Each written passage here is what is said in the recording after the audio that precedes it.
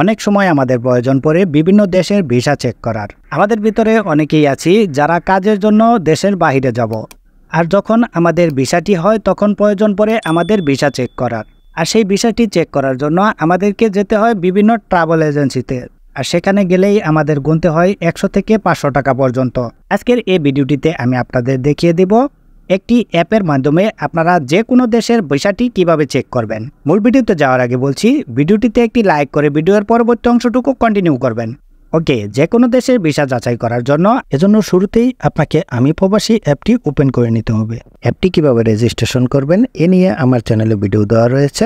এই ভিডিওর ডিসক্রিপশন বক্সে ভিডিওটির লিঙ্ক দেওয়া থাকবে, আপনারা চাইলে ওখান থেকে ভিডিওটি দেখে নিতে পারেন। ওপেন করার পর দেখবেন এরকম একটি ইন্টারফেস চলে আসবে। এবার আপনারা একটু নিচ দিকে খেয়াল করলে দেখতে পাবেন ভিসা যাচাইকরণ, এই অপশনটিতে ক্লিক করে দিবেন।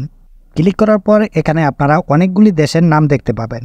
মূলত এখানে যেই দেশগুলি দেখানো হয়েছে সেই দেশগুলির ভিসা আপনি এখান থেকে চেক করতে পারবেন। যেমন এখানে আপনারা দেখতে পাচ্ছেন সৌদি আরব, সংযুক্ত আরব আমিরাত, মালয়েশিয়া, ওমান, কাতার, কুয়েত ইত্যাদি দেশ এখানে দেখতে পাচ্ছেন। আমি যদি সিঙ্গাপুরের ভিসাটি চেক করতে চাই তাহলে সিঙ্গাপুর এই অপশনটিতে ক্লিক করে দিলেই কিন্তু সিঙ্গাপুরের ভিসা চেকের যেই সাইটটি রয়েছে সেই সাইটটি কিন্তু এখানে ওপেন হয়ে গেছে। এখানে শুরুতেই আপনাকে একটি ল্যাঙ্গুয়েজ সিলেক্ট করে নিতে বলা হচ্ছে। আপনি এখান থেকে ল্যাঙ্গুয়েজটি সিলেক্ট করে নেবেন। ল্যাঙ্গুয়েজটি সিলেক্ট করার পর নিচের দিকে দেখতে পাচ্ছেন স্টার্ট এই অপশনটিতে ক্লিক করে দিবেন। ক্লিক করার পর দেখবেন এরকম একটি ইন্টারফেস চলে আসবে। এবার এখানে আপনার জন্মসালটি দিয়ে দিবেন। অবশ্যই এখানে জন্মসালটি দেওয়ার সময় আপনাকে খেয়াল রাখতে হবে, প্রথমে আপনাকে দিন দিতে হবে, দেওয়ার পর একটি স্পেস দিতে হবে, এরপর মাস দিতে হবে, দেওয়ার পর আবারও স্পেস দিতে হবে, পর আপনার জন্মসালটি দিতে হবে। এরপর এখানে আপনারা দুইটি অপশন দেখতে পাচ্ছেন, দুইটির ভিতর থেকে যে কোনো একটির মাধ্যমেই আপনারা ভিসাটি চেক করতে পারবেন। প্রথমটি হচ্ছে ফরেন আইডেন্টিফিকেশন নাম্বার। আপনার যদি ফরেন আইডেন্টিফিকেশন নাম্বারটি থাকে তাহলে এখানে ফরেন আইডেন্টিফিকেশন নাম্বার এই অপশনটি সিলেক্ট করে এখানে পিন নাম্বারটি দিয়ে দিবেন।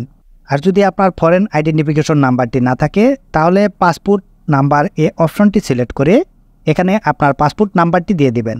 নাম্বারটি দেওয়া হয়ে গেলে সাবমিট এই অপশনটিতে ক্লিক করে দিলেই এবার এখান থেকে আই এম নট রোবট ক্যাপচারটি প্রমাণ করবেন, আপনার ভিসার স্ট্যাটাসটি চলে আসবে। এভাবেই মূলত আপনারা সিঙ্গাপুরের ভিসাটি চেক করতে পারবেন। এবার যদি আমি মালয়েশিয়ার ভিসাটি চেক করতে যাই তাহলে সেই ক্ষেত্রে আপনাকে আপনার পাসপোর্ট নাম্বারটি প্রথমে প্রদান করতে হবে। পরে এখানে দেখতে পাচ্ছেন স্টিকার নাম্বার, আর ভিসাটিতে যেই স্টিকার নাম্বারটি রয়েছে সেই স্টিকার নাম্বারটি এখানে দিয়ে দিবেন। এরপর এখানে যেই ক্যাপচার কোডটি দেখতে পাচ্ছেন সেই ক্যাপচার কোডটি এখানে বসিয়ে দিবেন। ক্যাপচার কোডটি বসানোর পর এখানে আপনারা দেখতে পাচ্ছেন I have obtained my E visa এই অপশনটিতে টিকমার্ক করে দিয়ে চেক এই অপশনটিতে ক্লিক করে দিবেন। ক্লিক করে দিলেই কিন্তু আপনার ভিসার স্ট্যাটাসটি চলে আসবে। এ থেকে আপনারা বুঝতে পারছেন বিভিন্ন দেশের ভিসা চেক করার জন্য বিভিন্ন রকমের ডকুমেন্টসের প্রয়োজন পড়ে, আর এই ডকুমেন্টগুলি আপনারা আপনাদের ভিসার ভিতরে পেয়ে যাবেন। এভাবেই মূলত আপনারা আপনাদের ভিসাটি চেক করতে পারেন।